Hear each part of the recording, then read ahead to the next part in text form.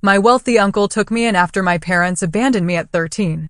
15 years later, they arrived at his will reading, smirking, already counting millions in their heads. But when the lawyer revealed the truth, their smiles vanished and they left pale.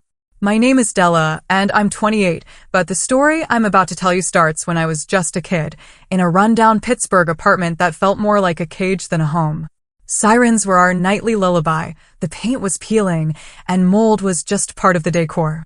Our one-bedroom apartment housed 4 of us, me, my little brother Tommy, and our parents, Frank and Elaine. Tommy and I shared a pull-out couch in the living room, and more often than not, it was just the 2 of us. My dad, Frank, was a construction worker, but his real passion was sports betting. Every payday was the same ritual: cash his check, disappear to the bookies, and then either come home jubilant, promising us a better future with ice cream, or stumble in, reeking of cheap whiskey, his mood as volatile as a summer storm. One minute he'd be crying, telling us he loved us, the next he'd be throwing plates because dinner was cold. "You're just like your uncle, always judging me," he'd snap if I ever dared ask where the rent money had gone. I learned early to read his moods, to know when to speak and when to just disappear. My mom, Elaine, worked at a department store makeup counter. She was beautiful, but in a brittle way, always covered in carefully applied makeup and clothes she couldn't afford. She'd spend her paychecks on designer knockoffs, dreaming of a luxury life she believed she deserved. In her mind, Tommy and I were the anchors that had dragged her down. "I could have been a model," she'd say, looking at old photos. "I could have been somebody before I got stuck with you too." Tommy, my sweet little brother, was 3 years younger than me. He had dad's dark curls, but mom's delicate features, and he was a gentle soul, prone to asthma, but with a surprising talent for drawing. From the moment he was born, I appointed myself his protector. I made sure he took his medicine, helped him with his homework, and tried to divert our parents' anger when it threatened to swallow him whole. Food was often scarce. I became an expert at making a single jar of peanut butter last for days, cutting sandwiches into 4 tiny triangles to make them seem more substantial. I knew which neighbors might offer a meal if I casually mentioned our stove was broken, and which school clubs provided snacks. Education was my ticket out, and I knew it. My teachers saw something in me. Mrs. Winters, my 4th grade teacher, would often slip granola bars into my backpack when no one was looking. "You are a bright girl, Della," she'd say. "Don't let anything dim your light." My best friend, Lucy, lived 3 blocks away. Her home was my sanctuary, a stable, middle-class oasis with parents who worked regular hours and a refrigerator that was always full. Lucy's mom never asked questions when I showed up for dinner. She just set an extra place at the table. I still remember my 8th birthday. Neither of my parents remembered the date. I went to school, trying not to care, telling myself I was too old for birthday parties anyway. But that evening, I found a small package wrapped in newspaper comics on my pillow. Tommy, my incredible little brother, had saved his lunch money for weeks to buy me a plastic bracelet with purple beads. He'd made a card from scraps of construction paper he'd rescued from the school trash can. That night, I cried myself to sleep, not from sadness, but from the pure, sharp love I felt for him. I was 10 when I first met Uncle Walter. He arrived in a sleek black car that looked totally alien on our street. He was only 7 years older than my father, but he seemed to belong to a different species altogether. Tall, confident, in a tailored suit, with a genuine smile that reached his eyes. He was Frank's older brother, but the resemblance ended with their shared dark eyes. Walter brought gifts, a remote control car for Tommy that made his eyes widen with delight, and for me, a book about women inventors. He had somehow seen into my soul in a way my own parents never had. "You remind me of our grandmother," he told me quietly. She had the same curious mind. The tension between Walter and Frank was thick enough to cut with a knife. They spoke in clipped sentences, years of resentment compressed into every syllable. Not all of us had college handed to us on a silver platter. Frank spat when Walter mentioned his company's success. And not all of us blame everyone else for our problems, Walter replied evenly. After that visit, Walter tried to stay in touch. He called on holidays, on our birthdays. He offered to pay for private school, for Tommy's medical treatment, for a bigger apartment. But Frank refused every single offer, his pride stronger than his concern for his own children. We don't need his charity, he'd say. He just wants to show off how much better he is than me. As I entered my teens, our family situation spiraled. Eviction notices appeared on our door. The electricity was shut off for days. The fridge contained nothing but condiment packets from fast food restaurants. Tommy's asthma worsened, but we couldn't afford his inhaler. I even resorted to asking my science teacher for a loan, making up a story about lost wallets. One night, I overheard my parents in the kitchen, their voices hushed. "We can't keep going like this," my mom hissed.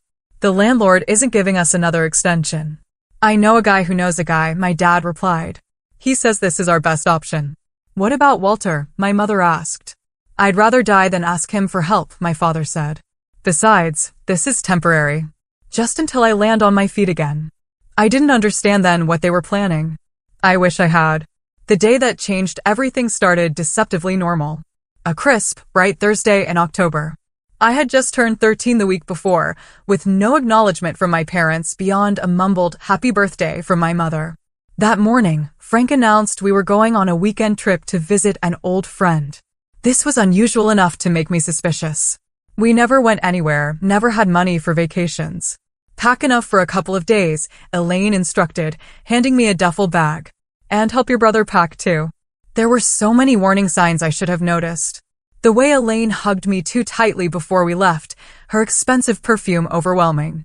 The way Frank avoided meeting my eyes, staring out the bus window as Pittsburgh receded behind us. The fact that they brought only one small suitcase for themselves, while insisting Tommy and I pack several changes of clothes. After a 3-hour bus ride, we arrived in Millbrook, a small town I'd never heard of. Frank led us to a modest house on a quiet street where a gray-haired woman waited on the porch. "Kids, this is Margaret," Frank said. "She's an old friend who's kindly offered to let us stay for the weekend." Margaret smiled, but it didn't reach her eyes. She was a stranger to me, though my parents acted as if they'd known her forever. Her house was tidy but sparse, with plastic covers on the furniture and walls devoid of personal photos. That first evening, after a silent dinner of spaghetti and canned sauce, my parents announced they needed to run to the store for groceries. "We'll be back soon," Elaine said, applying fresh lipstick in the hallway mirror. "Be good for Margaret." Tommy sat by the window for hours, his small face pressed against the glass, watching for headlights that never appeared. As bedtime approached, he grew anxious. "Where are Mom and Dad?" he asked, his breathing becoming labored, the way it did before an asthma attack.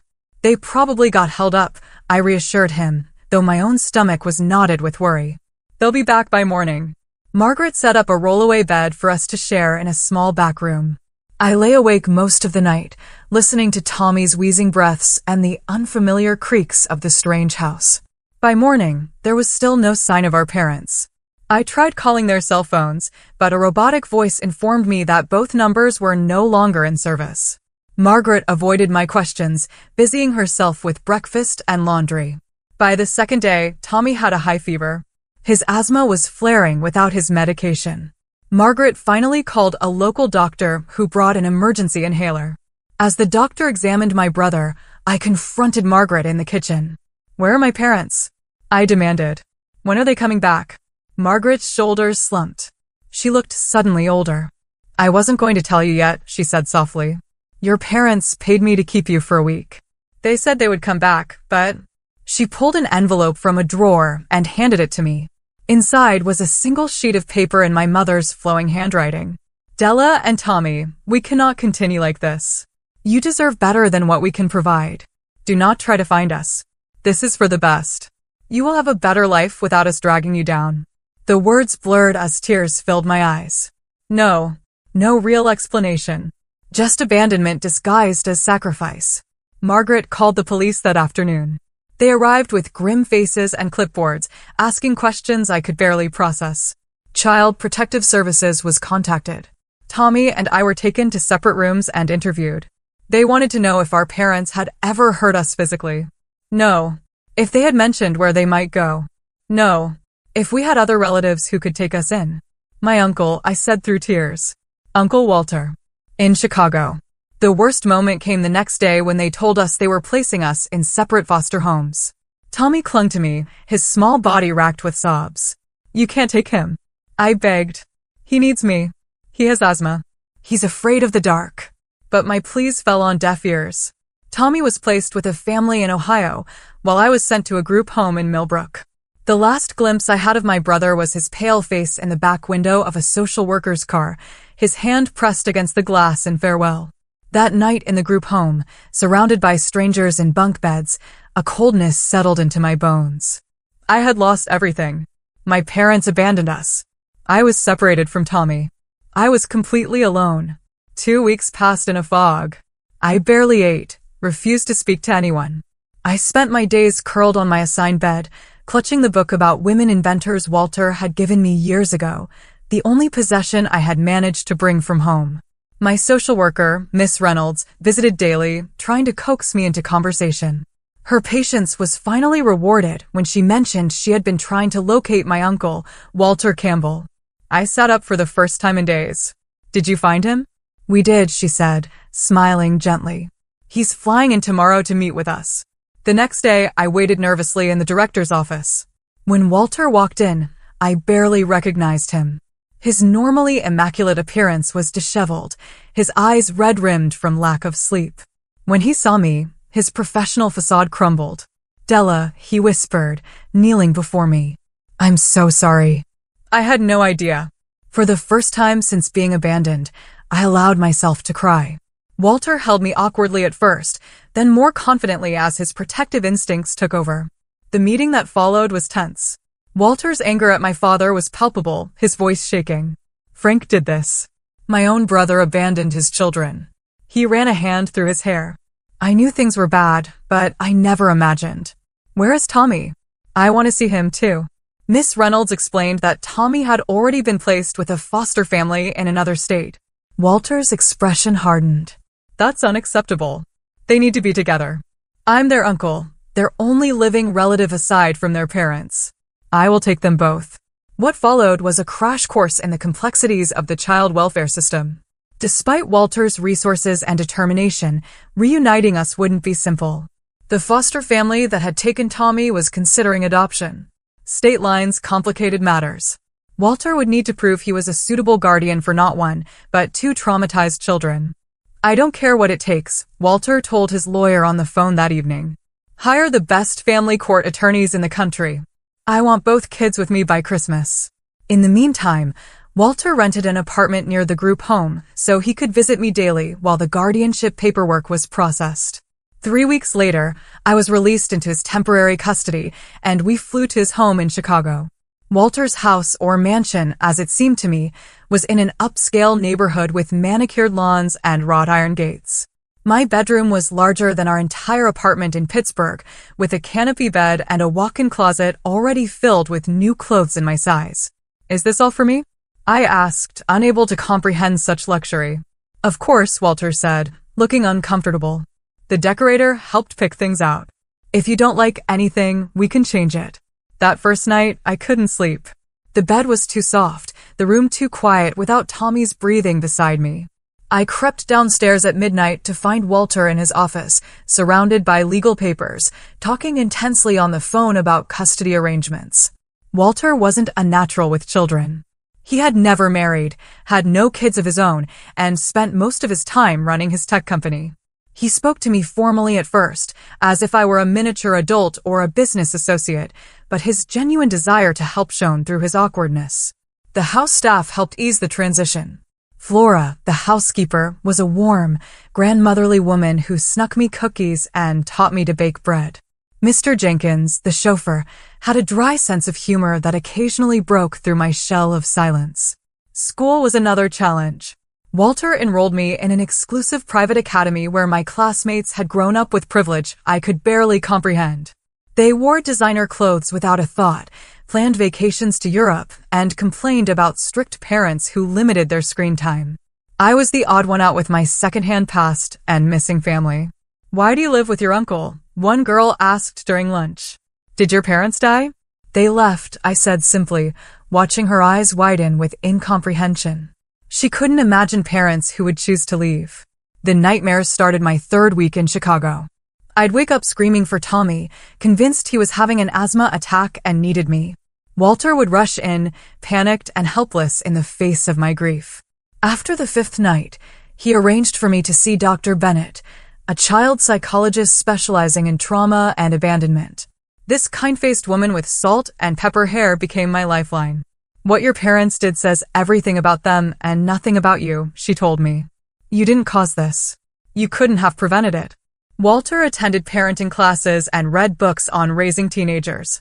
He hired tutors to help me catch up academically and made sure I had everything I needed materially. But the real breakthrough in our relationship came unexpectedly on the night of my 14th birthday. Walter had arranged a small party with a few girls from school I had become friendly with. After they left, he presented me with a small wrapped package. "It's not much," he said awkwardly, "but I thought you might like it." Inside was a silver locket. When I opened it, I found a small photograph of Tommy and me, taken years ago at a rare family picnic when we were still a family of 4. "How did you get this?" I asked, my voice breaking. "I asked your old neighbors if they had any photos," Walter admitted. "Mrs. Winters, your former teacher, had this one from a school event. I thought you would want to keep him close until we get him back." That was when the dam broke. I sobbed in Walter's arms, releasing months of pent-up fear and grief. He held me awkwardly at first, then with more confidence. "I'm not trying to replace your parents, Della," he said quietly. "I know I can't, but I promise you I will never leave you. And I will not stop until Tommy is here, too." That night, Walter shared stories about his and Frank's childhood. How their father had been harsh and critical, especially toward Frank. How their mother had made Walter promise to look out for his younger brother before she died of cancer. How he had tried to help Frank over the years, only to be rebuffed time and again. "I failed him," Walter admitted. "And by extension, I failed you and Tommy. I should have done more, pushed harder." "You're helping now," I said. "That's what matters." 6 months after I moved to Chicago, we received news from the private investigator Walter had hired. Tommy had been located with his foster family in Columbus, Ohio. They were reluctant to give him up, having already formed attachments, but Walter was determined. Our first visit was supervised by social workers. Tommy had grown taller in our months apart, but was still painfully thin, his eyes too large for his face. When he saw me, he launched himself into my arms with a cry. "Della, you came. I knew you would find me." I held him so tightly he squeaked in protest. His asthma was better managed now, and he was enrolled in art classes, his natural talent flourishing.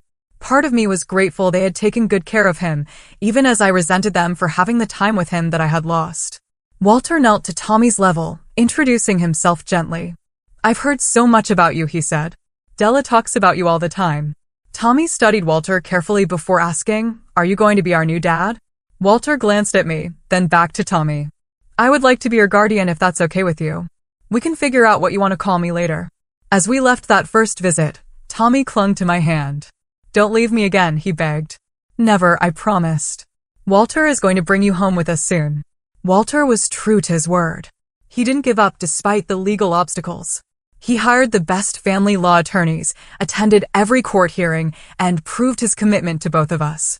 For 2 years, Walter fought through the legal system. The custody battle was complicated by state boundaries, the foster family's attachment to Tommy, and concerns about Walter's demanding career and bachelor lifestyle. But Walter's determination never wavered. He restructured his company to allow him more time at home, renovated a bedroom specifically for Tommy, and even installed a state-of-the-art air purification system. The day Tommy finally came home to Chicago permanently was the happiest day of my life since our parents had left. He was 12 then, still small for his age, but healthier, his creative spirit intact. Walter arranged a welcome home party with balloons and Tommy's favorite chocolate cake. For the first time, the mansion felt like a home. Walter's approach to parenting was unique.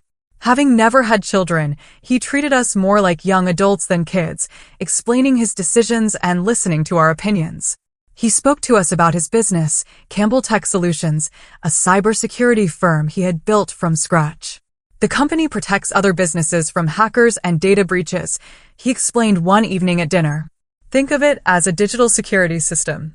I found myself fascinated by the business world Walter inhabited. Numbers had always made sense to me. Patterns and projections came naturally to my analytical mind. When Walter noticed my interest, he began bringing home simplified versions of business problems for us to discuss. "What would you do in this situation?" he would ask. Tommy, meanwhile, flourished in his new arts-focused middle school. Walter had converted a sunroom into an art studio for him, complete with professional quality supplies and north-facing windows for optimal light. Tommy's asthma improved dramatically with proper medical care and less stress, his attacks becoming rare occurrences rather than weekly events. Gradually, the three of us formed our own family traditions. Sunday dinners were sacred, no business calls or homework allowed. We took summer trips to national parks. For Christmas, we volunteered at a local shelter before exchanging our own gifts, Walter insisting that giving back was part of the privilege we now enjoyed. On my 16th birthday, Walter presented me with legal papers. He wanted to formally adopt both Tommy and me, giving us his last name. "You don't have to decide right away," he said. "And you can keep your original name if you prefer. This changes nothing about how I feel about you both." Tommy immediately said yes, thrilled at the idea of officially becoming a Campbell. I hesitated, torn between my anger at my birth parents and a lingering sense of loyalty to my original identity. In the end, we compromised with hyphenation. We became the Morris Campbell siblings, honoring our past while embracing our future. The adoption was finalized on a snowy December morning. The judge, who had overseen much of our case, smiled as she signed the final papers. "This is how the system is supposed to work," she told Walter. "You have given these children the stability they deserve." High school flew by in a blur of advanced classes, debate team competitions, and growing confidence. Walter never pressured me about college, but I knew education was important to him. When acceptance letters arrived from several prestigious universities, I chose Northwestern's business program, allowing me to live at home while attending classes. Tommy continued to develop his artistic talents, his paintings winning regional competitions and eventually earning him a spot at a selective arts high school. His gentle nature remained intact despite everything he had endured, a testament to his resilience. Walter made good on his promise to teach us about business, but not in the way I expected. The summer after my freshman year of college, he arranged an entry-level position for me at Campbell Tech, no special treatment, he warned. "You start in the mailroom like I did at my first job. If you want to advance, you earn it." I worked my way through nearly every department over the next few summers and school breaks. Customer service taught me patience. Accounting refined my natural affinity for numbers. Marketing challenged my creative thinking. By my senior year, I had a comprehensive understanding of how the entire company functioned. My first real contribution came when I identified a market opportunity Walter had overlooked. Small businesses needed cybersecurity, too, but couldn't afford the enterprise-level solutions Campbell Tech specialized in. I developed a scaled-down, subscription-based service that opened an entirely new revenue stream. "This is brilliant," Walter said, reviewing my proposal. "I want you to present this to the board yourself." At 22, fresh out of college, I stood before the company's board of directors and pitched my idea. They approved it unanimously. 6 months later, when the new division showed strong initial profits, Walter named me Vice President of Small Business Solutions. "You earned this," he said, handing me a business card with my new title. "This has nothing to do with our relationship and everything to do with your abilities." Tommy, now 19 and studying at the Art Institute of Chicago, designed the logo for the new division. His talent had evolved from simple drawings to sophisticated digital art and traditional painting. He had found his voice, expressing the complex emotions of our childhood through abstract canvases that somehow conveyed both pain and hope. Just as everything seemed perfect, disaster struck. Walter, always healthy and energetic at 50, was diagnosed with pancreatic cancer. The prognosis was grim from the start, late stage, limited treatment options. 6 months to a year, the oncologist told us privately. Walter approached his illness with the same methodical determination he brought to business. He updated his will, organized his affairs, and began transitioning leadership responsibilities to his executive team and to me. He refused to let cancer define his remaining time. "I have no regrets," he told me one evening as we sat on the terrace watching the sunset over Lake Michigan. "Finding you and Tommy gave my life meaning beyond business success." Those final 2 years were a balancing act of heartbreak and grace. I split my time between running the small business division and accompanying Walter to treatments. Tommy moved back home to be closer to us, converting part of his studio into a comfortable space where Walter could rest while watching him paint. Walter exceeded the doctor's initial timeline through sheer force of will, holding on long enough to see Tommy graduate with honors and to witness my promotion to executive vice president. But eventually, even his determination could not overcome the disease. In his final week, Walter called me to his bedside and handed me his grandfather's pocket watch, a family heirloom. "You are the future of the Campbell name now," he said, his voice barely a whisper. "You and Tommy. I could not be prouder of the people you have become." The morning Walter passed away, the sky outside his window was the exact blue of a perfect summer day. Tommy and I were both with him, one on each side of his bed, holding his hands as he took his final breath. There was sadness, of course, overwhelming at times, but also a deep gratitude for the 15 years he had given us. Years that had transformed us from abandoned children into confident, capable adults. "He saved us," Tommy said simply at the funeral. "Not just physically, but in every way that matters." Walter's funeral was held at the largest cathedral in Chicago, a testament to his impact. Hundreds attended, from corporate executives to the janitors from company headquarters whom Walter had always greeted by name. The mayor gave a speech. Business competitors paid their respects alongside longtime employees who wept openly for the loss of a boss who had treated them like family. Tommy, now a poised young man of 21, flew in from New York, where he had recently accepted a position with a prestigious gallery. He performed a piano piece he had composed for Walter, the haunting melody capturing both our grief and our gratitude. I delivered the eulogy, somehow finding strength to stand before the crowd. Walter Campbell was known to most of you as a brilliant businessman, a visionary leader, a generous philanthropist, I began. To my brother and me, he was simply the person who loved us when we had been deemed unlovable. He taught us that family is not defined by blood, but by choice, by showing up day after day with unwavering support. As I concluded my speech and returned to my seat, I noticed movement at the back of the cathedral. Two figures had slipped in during the service, standing awkwardly by the last pew. Even from a distance, even after 15 years, I recognized them immediately. Frank and Elaine Morris. My parents. My hands began to shake so badly that Tommy noticed, following my gaze. "Is that?" he whispered, his face draining of color. I nodded, unable to speak. They looked older, of course. Frank's dark hair was now streaked with gray, his once powerful frame softened by age and likely alcohol. Elaine still maintained her carefully curated appearance, though her attempted elegance now seemed desperate rather than sophisticated. After the service, as mourners gathered in the reception hall, they approached us. Elaine reached for me, arms extended for an embrace I had no intention of returning. "Della, sweetheart," she said, her voice thick with manufactured emotion. "How we have missed you." I stepped back, Tommy moving protectively to my side. "Don't touch me," I said quietly. Frank cleared his throat. "We came as soon as we heard about Walter. Blood is thicker than water after all. We're still family." "Family?" Tommy's voice cracked with disbelief. "You abandoned us. You left us with a stranger. You never called, never wrote, never checked if we were alive or dead." Elaine's eyes filled with practiced tears. "You don't understand, sweetie. We were going through such difficult times. We did what we thought was best for you." "We need to talk privately," Frank said, glancing around at the curious onlookers. "There's so much to explain, so much you don't know." Before I could respond, a tall, distinguished man with silver hair approached our group. Gordon Chin, Walter's longtime attorney and friend, placed himself slightly between us and our biological parents. "Miss Morris Campbell, Mr. Morris Campbell," he said formally. "I do not believe these people were invited to the service." Elaine flashed what she clearly thought was a charming smile. "We are Frank and Elaine Morris, Della and Tommy's parents. We are family." "I am well aware of who you are," Gordon replied, his tone glacial.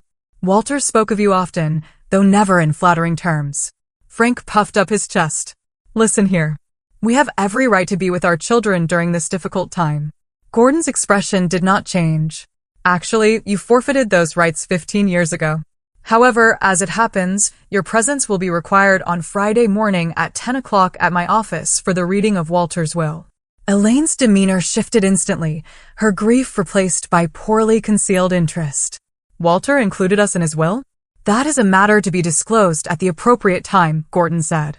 Now, if you will excuse us, the family needs privacy to grieve. As Gordon led us away, I noticed something I had missed initially. The designer clothing Frank and Elaine wore was new, but cheaply made. The gold watch on Frank's wrist was a knockoff Rolex. The diamonds in Elaine's ears were cubic zirconia. They were still playing the same old game, presenting an illusion of success that had no substance behind it. Later that evening, back at the house that now felt too empty without Walter, Tommy expressed his concerns. Why would Walter include them in his will? And why would they show up now after all this time? They obviously heard about Walter's money, I said bitterly. They always did have a talent for sniffing out potential paydays. Gordon, who had joined us for a quiet dinner, nodded. I believe you are correct, Della. However, I would ask that you both attend the reading on Friday. Walter was very specific about who needed to be present. Tommy frowned. I don't want them there. They don't deserve anything from Walter. I understand, Gordon said gently. But I believe you will want to witness this particular reading. Walter had his reasons for the arrangements he made. That night, I couldn't sleep. I wandered through the quiet house, eventually finding myself in Walter's study. Everything remained exactly as he had left it, his reading glasses still perched on a financial report, his favorite pen resting in its holder. I sat in his leather chair, inhaling the lingering scent of his cologne. What were you planning, Walter? I whispered to the empty room. What final lesson do you have for us? Friday morning dawned bright and clear, a beautiful September day that seemed at odds with the tension coiling in my stomach. Tommy and I arrived at Gordon's law firm 15 minutes early, dressed formally. The office, located in a historic building in downtown Chicago, exuded old-world wealth with its oak paneling, Persian rugs, and oil paintings of stern-faced founders. Gordon greeted us in the lobby, his usual composed demeanor offering a steady anchor. They have not arrived yet, he informed us. We will be using the main conference room. At precisely 10 o'clock, the elevator doors opened, and Frank and Elaine stepped out. They had clearly made an effort with their appearance, wearing what looked like newly purchased clothing. Elaine's hair was freshly colored and styled, her makeup expertly applied. Frank had attempted to tame his thinning hair with too much product, and the scent of his aftershave reached us before he did. Good morning, Elaine trilled, as if we were gathering for a pleasant social occasion. Gordon led us all to the conference room where several others already waited. Flora, Walter's housekeeper, Martin Weber, CFO of Campbell Tech, and Jessica Lo Young, Walter's executive assistant. Now that everyone is present, we can begin, Gordon said, taking his place at the head of the polished mahogany table. He opened a thick leather portfolio. This is the last will and testament of Walter Edward Campbell, revised and signed 6 months ago with all sound mental faculties and in the presence of 3 witnesses. Frank shifted impatiently. Can we skip to the important parts? We all know Walter was loaded. Gordon regarded him coldly. Mr. Morris, this proceeding will follow proper legal protocol. If that is inconvenient for you, you are welcome to wait outside. Frank subsided, but I caught the quick glance he exchanged with Elaine, a look of barely suppressed excitement. Gordon began with the standard legal preamble before moving to the specific bequests. Walter had been incredibly generous with his charitable giving, establishing substantial endowments for education, medical research, and arts organizations. He left significant funds to his alma mater for a scholarship program specifically designed for children in foster care. Flora wiped tears from her eyes when Gordon announced that Walter had left her the lakeside cottage she had always admired, along with a retirement fund. Longtime employees received generous financial gifts, including Jessica and Martin. As Gordon continued reading, I noticed Frank becoming increasingly agitated, checking his watch and whispering to Elaine. They had clearly come for one thing only, and their impatience was palpable. And now, Gordon said, looking up from the document, we come to the matter of Frank and Elaine Morris.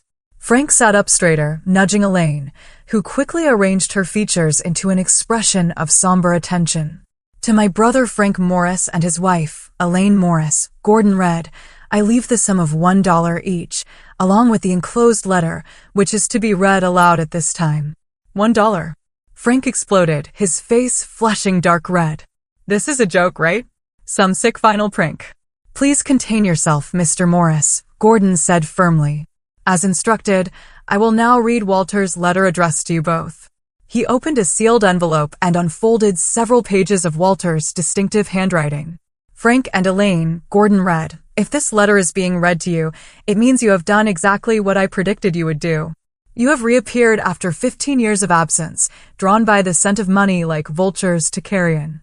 Elaine gasped dramatically, placing her hand over her heart. What you may not know, Gordon continued reading, is that I am fully aware of your actions both before and after you abandoned your children. 15 years ago, exactly 3 days after leaving Della and Tommy with a stranger, you contacted me demanding $50,000 in exchange for your silence about what you termed your part in separating us from the kids. Tommy looked at me in shock. This was information neither of us had known. Over the subsequent 15 years, you attempted to extort money from me no fewer than 13 times. Each time, I documented your communications, recorded your phone calls, and preserved your emails.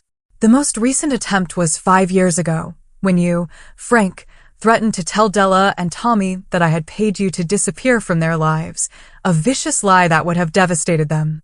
Frank's face had drained of all color. Elaine was frantically shaking her head as if denying the words could make them untrue. Gordon paused, then pressed a button on a remote control. A screen descended from the ceiling and a video began to play. There was Frank, visibly intoxicated, sitting in what appeared to be a cheap motel room. Listen, Walter, Frank slurred. The kids don't need to know the arrangement we had. 50 grand is nothing to you. Just a little brother helping out his family, right? But if you don't come through this time, maybe Della needs to hear how her precious uncle really got custody. The video cut to another clip. This one showing Elaine in a different location, her hairstyle different, clearly from another time. Walter, be reasonable, she said smoothly. We could have fought you for custody if we wanted to. We could tell Della you kidnapped her, that we've been searching for years. Is that what you want her to think? Just wire the money like before and this all goes away. Gordon stopped the video, the silence in the room absolute, except for Tommy's ragged breathing. As you can see, Gordon continued reading Walter's letter. I have kept meticulous records of your attempts at extortion. What you may not know is that your criminal activities extend beyond harassing me. My investigators have documented your involvement in multiple confidence schemes across several states, your defrauding of elderly victims, and your attempts to extort other successful business people using similar tactics to those you employed with me. Gordon looked up from the letter. I should note that all of this evidence, including financial records tracking the money Walter did provide in the early years out of concern for the children's welfare, has been provided to the FBI as of this morning. Elaine began to sob loudly. This is not true. It was all Frank's idea. I never wanted to leave the children. Frank stood up abruptly, his chair tipping backward. You cannot prove any of this. It will be your word against ours. Actually, Gordon said calmly, the evidence is quite comprehensive. Walter was nothing if not thorough. He returned to the letter. To Della and Tommy, I apologize for keeping this from you. I feared the knowledge would only cause you more pain, and there seemed no benefit in sharing it. You had already suffered enough betrayal. Know that every penny they attempted to extort was documented and will now be donated to organizations supporting abandoned children, turning their greed into something positive. Tommy had tears streaming down his face. I reached for his hand, squeezing it tightly. As for the remainder of my estate, Gordon continued reading, including all shares in Campbell Tech Solutions, all real estate holdings, investment portfolios, and personal property not otherwise specifically bequeathed. I leave equally to my beloved children, Della Morris Campbell and Thomas Morris Campbell, with the full confidence that they will honor the values we have shared and continue the legacy we have built together. Gordon folded the letter and looked up. That concludes the reading of the will. At that moment, the conference room door opened and 2 men in dark suits entered, displaying FBI badges. Frank and Elaine Morris, one agent said, we need you to come with us.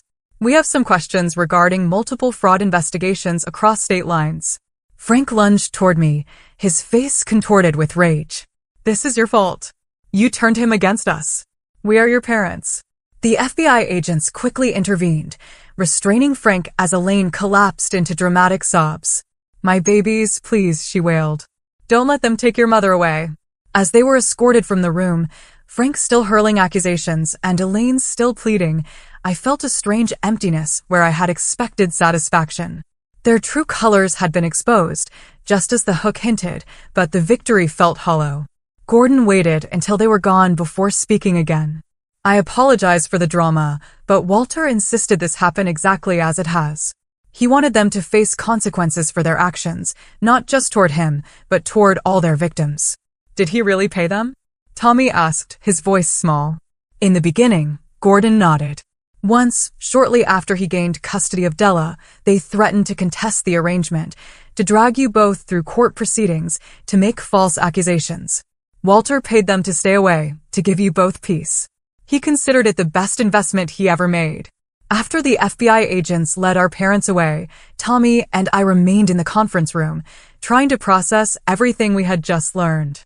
The others had tactfully departed, leaving only Gordon to sit quietly with us. "I don't understand," Tommy said finally. "Why would they come back now? Did they really think Walter would leave them money after everything they did?" "People see what they want to see," I said, staring at the empty chairs where Frank and Elaine had sat moments before. "They've spent their lives believing they deserve things they haven't earned." Gordon cleared his throat gently. "Walter anticipated you might have questions after today's revelations. He left each of you a private letter as well. He handed us each an envelope with our names written in Walter's firm handwriting. Mine contained several pages, the paper high-quality stationery Walter had always preferred. Della," it began. "If you are reading this, I am gone and you have just witnessed the confrontation with Frank and Elaine that I arranged. I hope you can forgive me for keeping their periodic reappearances from you. I made the decision to shield you from their continued attempts to profit from your pain. I want you to know that I was aware of my diagnosis 5 years ago, much earlier than I shared with you and Tommy. When I received the news, my first thought was not of my own mortality, but of what would happen to both of you when I was gone. I knew Frank and Elaine would eventually resurface, drawn by the prospect of inheritance. You may wonder why I orchestrated this public exposure rather than simply excluding them from my will. I did so because I wanted you to see them clearly, to understand beyond any doubt that their abandonment was never your fault. You deserved parents who would move heaven and earth to keep you safe. Instead, you got Frank and Elaine, who saw their own children as commodities to be traded. I have watched you grow from a frightened, wounded 13-year-old into a brilliant, compassionate woman who amazes me daily. The strength you have shown, the resilience, the determination to create good from the ashes of betrayal, these are qualities that cannot be taught. They come from within you. My greatest regret is that I will not be there to see all you will accomplish. But I leave this world confident in the knowledge that you and Tommy will continue to thrive, to support each other, and perhaps to help other children who, like yourselves, need someone to believe in them. With all my love and endless pride, Walter." I folded the letter carefully, tears blurring my vision. Across the table, Tommy was similarly affected, wiping his eyes with the back of his hand. "He knew," Tommy said softly. "He knew all along they would come back for money." I nodded, unable to speak past the lump in my throat. In the weeks that followed, we learned more about Frank and Elaine's activities. The FBI investigation revealed a pattern of small-time confidence schemes across multiple states. They had preyed particularly on elderly victims, posing as charity workers, home repair contractors, even distant relatives. They had been careful to keep each scam small enough to avoid federal attention, moving frequently to stay ahead of local authorities. The court case moved swiftly. Both Frank and Elaine accepted plea deals rather than face trial. Frank received 7 years in federal prison, Elaine 5, with orders for restitution they would never be able to pay. I debated visiting them in prison, but ultimately decided against it. What would be the point?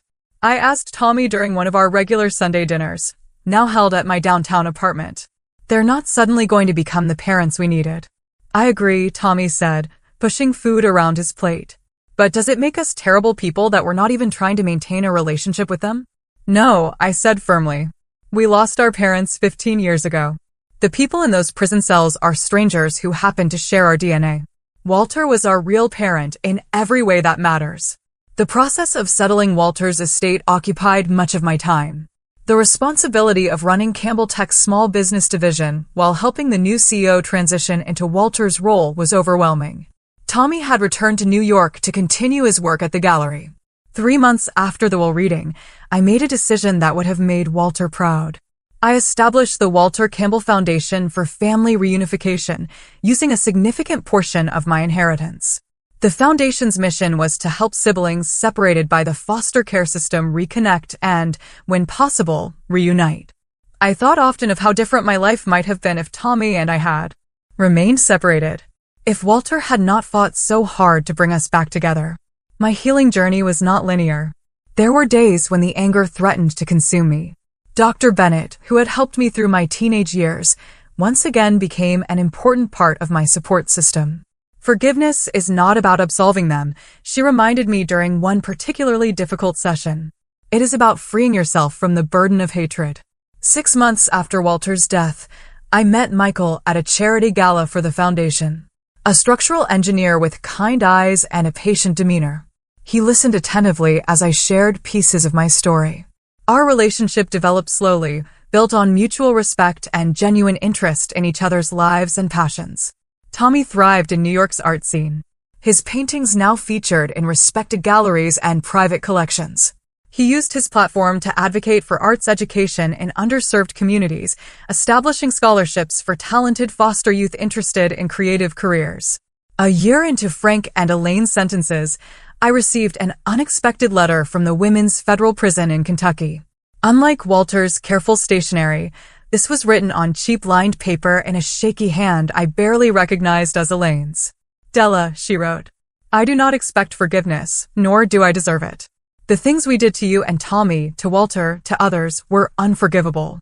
I write not to make excuses, but to tell you one truth among the many lies. I have always been proud that you were my daughter, even when I failed completely at being your mother." I didn't respond immediately, letting the words sit with me for weeks. Eventually, I decided to see her once before her release the following year. The visit was brief and awkward. Elaine had aged dramatically in prison, her carefully maintained appearance now weathered and gray. She asked about Tommy, about my work, listening with what seemed like genuine interest. She didn't ask for money or favors, didn't attempt to justify her actions. As I prepared to leave, she said simply, "I don't expect to be part of your life, Della. I just wanted you to know that I recognize the extraordinary person you have become despite having us as parents." "I did not become who I am despite you," I replied, finding a truth I had not fully articulated before. "In some ways, it was because of you. Your abandonment led me to Walter, and he showed me what unconditional love looks like. I would not trade the person I am today, and that person was shaped by every experience, including being left behind." I did not visit Frank, who had made no attempt to contact either Tommy or me. Some bridges remained permanently burned, and I had made peace with that reality. 3 years after Walter's death, the foundation opened its first physical location, a welcoming space in downtown Chicago where separated siblings could reunite in a supportive environment, with counselors available to help navigate the complex emotions such reunions often triggered. We named it Campbell House in honor of the home Walter had created for Tommy and me. The most profound moment in my healing journey came unexpectedly during the open house celebration for Campbell House. A 12-year-old girl approached me, clutching a handmade thank you card. "The foundation helped me find my little brother," she told me, her eyes bright with joy. "We were separated for 3 years, but now his foster family brings him to visit me every month. They're even talking about adopting me too, so we can be together all the time." In that moment, I felt Walter's presence so strongly it took my breath away. This was his legacy, continued through us. Not the financial empire he had built, but the belief that family, whether born or chosen, was worth fighting for. "Family is not defined by blood," I told a reporter who covered the foundation's work. "It is defined by who shows up, who stays, who makes you feel safe and valued and loved." Walter taught us that, and it is the most valuable inheritance he left us. As I build my life now, balancing my role at Campbell Tech with the foundation's growing work, I carry Walter's lessons with me. I have learned that the deepest wounds can become wellsprings of compassion if we allow them to be. I have discovered that the best revenge against those who hurt us is not to cause them pain in return, but to create joy and purpose from what they tried to destroy. Have you ever had someone from your past reappear when they thought there was something to gain? How did you handle it? I'd love to hear your stories in the comments below. And if this story resonated with you, please like, subscribe, and share it with others who might need to hear that family is about love and choice, not just DNA. Thank you for listening to my journey, and remember that sometimes the greatest gifts come from our deepest pain.